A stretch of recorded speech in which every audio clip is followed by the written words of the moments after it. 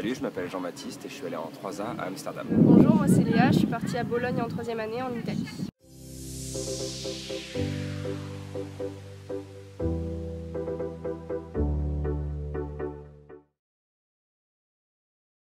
Alors moi j'ai fait plutôt l'option mixte, c'est-à-dire que j'ai fait 5 mois à Amsterdam et 6 mois à Avignon. Idéalement c'est mieux de partir à l'étranger au moins pour un an, mais malgré ce que vous dit l'administration, vous pouvez faire votre stage en France, mais c'est vraiment en dernier recours. J'ai fait pareil un parcours mixte, mais ce qui s'est passé c'est que j'ai fait 4 mois à l'université de Bologne, du coup en Italie. Et j'ai vraiment galéré à trouver des stages, donc j'ai envoyé 70 CV, rien du tout. Et finalement je me suis présentée en candidate librement on va dire, à l'Alliance française de Bologne et on m'a pris, du coup j'ai pas eu besoin de changer de ville et j'ai gardé mon appartement. Donc j'ai fait une année mixte mais dans la même ville et dans le même pays.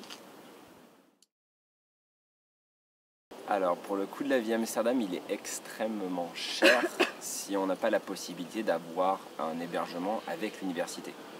C'est-à-dire qu'une colocation en périphérie d'Amsterdam, c'est 800 € par personne. Et à cela, il faut rajouter 100 € de déplacement par mois. Donc avec 1000 €, vous arrivez à vous loger et à vous déplacer juste pour aller à l'université. Moi pour moi en Italie non, c'est moins cher qu'en France pour tout ce qui est courses, logement. Enfin les logements non, parce qu'à Bologne il y a ce qu'on appelle la crise des logements, c'est-à-dire que la plupart des étudiants ont un logement mais très très cher et sinon les autres repartent en France ou dans leur pays d'origine. Moi j'ai payé une chambre 450 € en colocation avec que des Italiennes, donc ce qui m'a permis d'apprendre vachement vite la langue, de m'intégrer complètement dans la culture. Et après pour tout ce qui est des transports c'était 10 € l'année pour les bus, donc rien du tout. Et après voilà, pour tout ce qui est sortie c'est rien du tout. Vous pouvez manger et boire pour 8 € à volonté, c'est vraiment trop bien pour ça. Ouais, moi j'ai vachement voyagé, parce qu'en fait tous les transports en Italie sont pas chers, notamment le bus et le train. Donc du coup j'ai fait Rome, Florence, Gênes, Milan, Modène, Parme parce que j'étais à côté. Je suis même allée à Berlin, donc c'était vachement bien. Et je conseille d'ailleurs d'avoir un petit budget pour voyager parce que si vous le faites pas maintenant, après c'est compliqué. Alors moi justement avec un budget de 900 € juste pour me loger et Voilà, me déplacer, c'était un peu tendu de voyager, mais je sais qu'il y a des petites villes à côté d'Amsterdam comme Utrecht qui sont assez sympas, mais les transports sont quand même relativement chers. À Amsterdam, c'est comme je disais, c'est 100 € en fait, juste pour faire un déplacement maison, fac maison. Moi je sais que ça me coûtait 2,50 € juste pour aller en fait finalement de chez moi à mon université. Et si vous achetez un vélo, ce qui est aussi une bonne option, vous allez vous le faire voler. Moi je me suis fait voler 2 vélos en l'espace de 2 mois. Donc, Alors Amsterdam est très tourné vers l'international. L'anglais est parlé par tout le monde, même par les Dutch. On finit par s'intégrer plus facilement avec les internationaux qu'avec les locaux.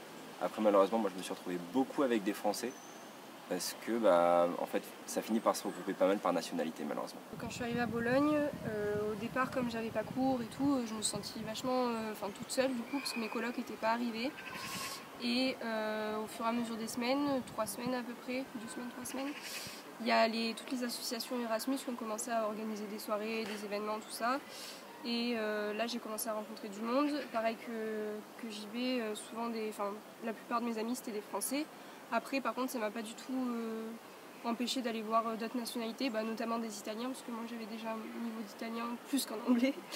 Donc du coup j'ai parlé un peu les deux langues, du coup c'était pas mal. Mais mon intégration s'est bien passée finalement. Personnellement, j'ai pris que des cours en italien pour me forcer à apprendre vraiment la langue. Je vous conseille de prendre des cours en langue, dans la langue du pays où vous êtes, comme ça vous force vraiment à, même si c'est dur les premiers mois, le premier mois, après ça ira tout seul et ça vous force vraiment à apprendre la langue sur le tas, quoi. L'avantage de l'université d'Amsterdam, qui a quand même pas mal de campus sur la ville, c'est que vous avez des cours très divers. Vous pouvez prendre à la fois des cours en histoire, en sociaux, en psychologie, en éco. Vous avez vraiment beaucoup de choix. Moi j'ai fait le choix d'avoir que des cours tournés autour des études de genre et de sexualité et de race. Et c'était ultra intéressants. C'était des cours qui étaient qu'en anglais, puisque de toute façon je parlais pas du tout néerlandais. Donc c'était assez rapide comme choix. Et du coup à Bologne, il y a pas mal de départements. Toute la ville en fait c'est un campus entier.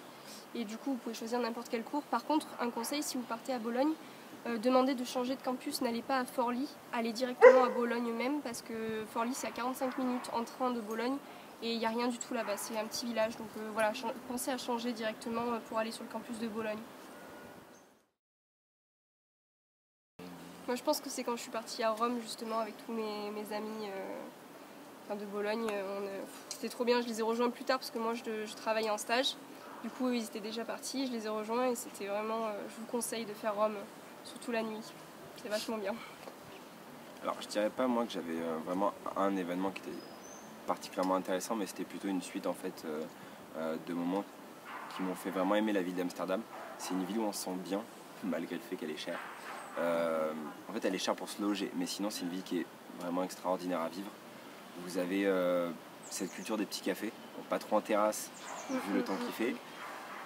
Mais vous avez tous ces petits bars qui sont ultra typiques, qui sont ultra amsteloddamois, et vous aurez la possibilité de manger en fait à peu près des plats de tous les pays du monde, puisque vous avez une culture de la nourriture, bon, des autres pays, pas de la culture néerlandaise puisqu'il n'y en a pas, de la culture néerlandaise de nourriture.